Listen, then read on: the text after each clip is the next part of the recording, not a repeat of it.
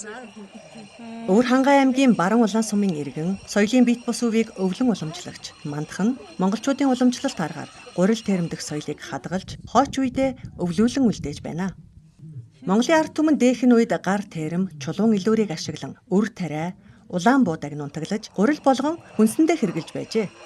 Таацын тариа хөөгдөд ургуулж зацаж ургуулж өгөөд тэгэхээр хэрэнд би боловсруулдаг хүндээ. Тэгээ өвлөмжл хэд багасаа тарианы гурил хийж эдэж ууж өссөн. Намар ингээд ургааж ирнэ ингэж толгойлоо ургааж ирнэ. Тэгэхээр хурааж явснаа бас ямар нэгэн бол трактораар нэгэн бол гар хөлөөрөө нүдэж байж өнөөгөө цэвэрлж явсан хойно тэгээ хийсгэн салхин тэсгэж байж тэгээ энэ тариаг гөхтөр энэ төгтөр ягардаг байхгүй юу. Тэгээ энэ гөхтөрөө гарахаар нь тогоон тээж яваад хайв тогоон тээж яваад хуураад тэгээд хуурахаар бүр шаацгай тэр гоё хуурахтаад тэгээд амттай шимттэй тарианы гурил болдгийг. Уламжлалт аргаар ингэж тэрэмдэх нь тариаг бүрэн няцлахгүй, бүдүүн ширхэгтэй болдог.